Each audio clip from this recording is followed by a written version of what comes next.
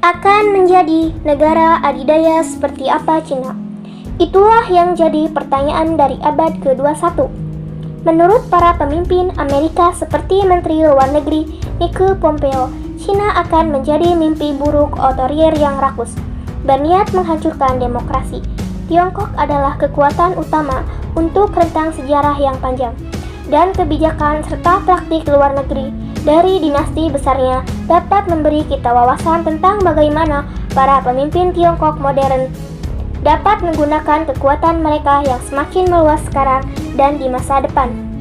Tentu saja, masyarakat Tionghoa saat ini tidak sama dengan 100 tahun yang lalu, apalagi 1000 tahun. Tapi dari mempelajari hubungan luar negeri imperial Cina dan pola yang jelas dari pandangan dunia yang konsisten muncul yang kemungkinan besar akan membentuk persepsi dan proyeksi kekuatan Beijing di dunia modern. Dalam pidatonya di Majelis Umum Perserikatan Bangsa-Bangsa pada bulan September, Presiden Cina Xi Jinping mengulangi klaim Beijing yang sering dinyatakan bahwa pihaknya berkomitmen untuk pembangunan damai. Dan ada pandangan yang dianut secara luas bahwa Kaisar Cina di masa lalu umumnya menghindari penggunaan kekuatan. Memang benar bahwa dinasti negara menikmati hubungan yang stabil dengan beberapa tetangga mereka di Asia Timur untuk waktu yang lama, tidak seperti di Eropa, di mana monarki yang bersaing hampir terus-menerus berada di tenggorokan satu sama lain. Orang Cina modern suka membandingkan petualangan kolonial Eropa yang brutal dengan pelayaran abad ke-15 Laksamana Cina Zheng He dan armada hartanya yang berlayar melintasi Samudra Hindia tetapi tidak menaklukkan siapapun. Tetapi gambaran kuno pasifisme Tiongkok ini mengabaikan bahwa dinasti negara hampir selalu berperang. Negara-negara yang tidak bisa diserbu, Tiongkok diserap ke dalam dunia. Tiongkok melalui sistem diplomasi dan perdagangan yang dikendalikan oleh kaisar.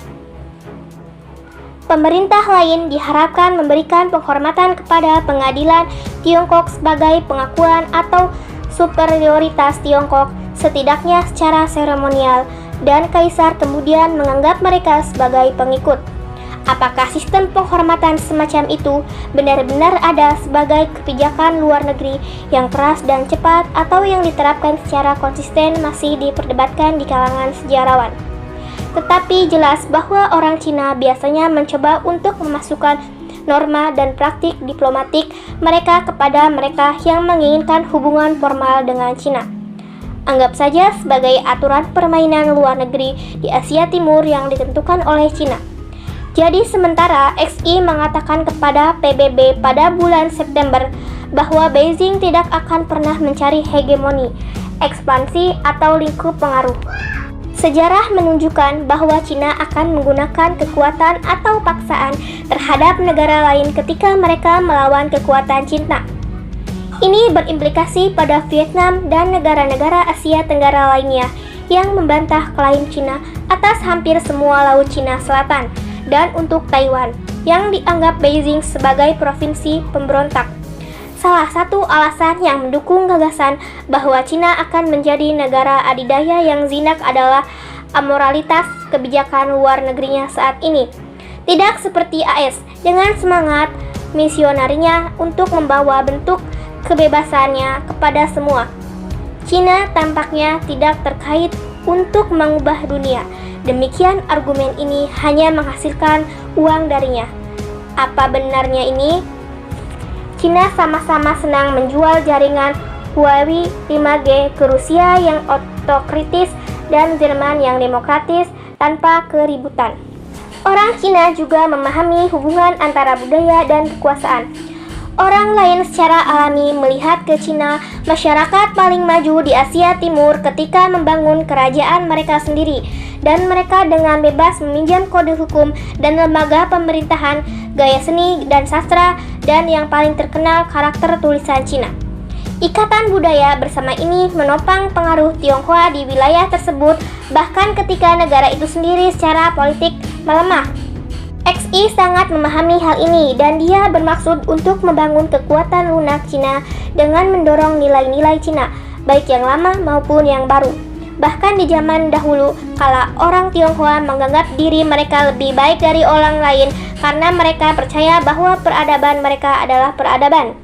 Ini membentuk dasar pandangan dunia di mana orang Cina duduk di puncak hierarki.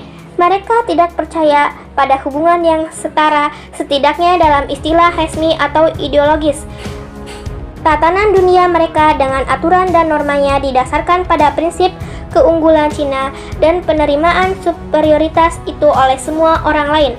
Secara tradisional, ketika Cina dipaksa menjadi bawahan atau bahkan posisi yang serta dengan kekuatan lain, biasanya karena kelemahan militer, mereka membencinya dan mencoba untuk menegaskan kembali dominasi mereka yang biasa ketika mereka cukup kuat untuk membalikan keadaan.